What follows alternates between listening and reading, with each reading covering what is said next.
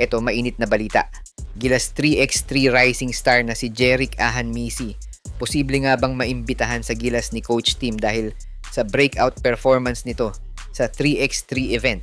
Bakit nga ba umiingay ngayon ang pangalan ni Ahanmisi sa mga analyst at Gilas community? Tara, pag-usapan natin. Pero bago yan, like and subscribe lang mga kabady para sa latest basketball news and highlights. Sa mga gusto pala manood ng laban ng Gilas sa FIBA World Cup qualifiers nang walang delay at free for life, magbibigay po kami ng free live streaming link. All you have to do is i-like lang po ang aming Facebook at YouTube channel para mabigyan po kayo ng unlimited access sa mga sports games sa buong mundo. Sa totoo lang, kung fan ka ng PBA o UAAP, hindi na bago sa'yo ang pangalang Jeric Ahanmisi. Pero ngayong 2026, ibang level na ang nilalaro ng bata. After niyang mag-init sa Terra Firma Jeep at mag-uwi ng awards, marami ang nagtatanong, pwede ba siya sa Gilas ni Coach Tim Cone? Ito at pag-usapan natin kung consider as perfect fit si Ahanmisi at kung bakit wala tayong sakit ng ulo sa eligibility niya. Isa sa pinakamalaking sakit sa ulo ng Gilas ay ang FIBA eligibility rules.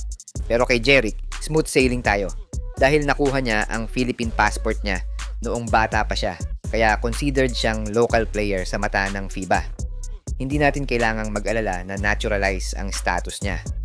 Bonus pa, na yung laro niya ay hinasa talaga dito sa atin simula nung Adamson days niya. Kaya kabisado niya na ang kulturang puso. Aminin natin, minsan, hirap ang Gilas kapag nag-zone defense na ang kalaban. Ilang beses na rin nating nakita na wala talagang shooter na pumapatay ng zone defense.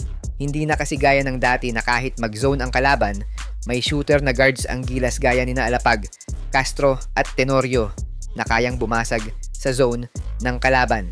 At sa kaso ni Jeric, baka naman siya ang hinahanap na guard ng Gilas na susunod sa yapak ng mga OG na guards ng Gilas. Kung titingnan natin ang resume ni Ahanmisi, busog na pala sa awards ang bata.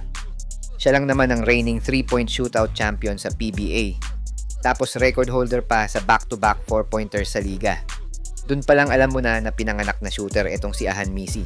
At kung guard skills ang usapan, para sa akin parang hybrid ni Jason Castro at Mike Cortez ang galaw nitong si Ahanmisi.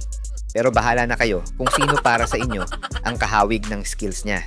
Kidding aside, this week lang pinatunayan ni Ahanmisi na he is one of the guards to watch. Hindi lang sa PBA kundi pati sa international stage. Sa latest ranking ng FIBA 3x3, pasok si Ahanmisi sa top 10 best player ng event. Nag-a-average si Jeric ngayon ng 6.5 points per game at halimaw na 2.3 points beyond the arc. Dito pa lang alam mo na may ibubuga yung bata. Kaya sa mga nagsasabi na wala siyang ibubuga dati sa international stage, at least kaming mga naniniwala sa skills ng isang player ang masaya ngayon. Kaya abangan natin mamaya ang laban ng Gilas kontra sa South Korea sa quarterfinals mamayang alas 4. Siya nga pala mga idol sa mga naghahanap ng legit na Gilas jerseys at iba pang paraphernalia ng Gilas. Pwede mong i-click yung product link sa gilid ng aking mga video at makikita mo na sa kanan ang lahat ng legit stores na nagbebenta ng mga high quality merch ng Gilas. Maraming salamat mga idol.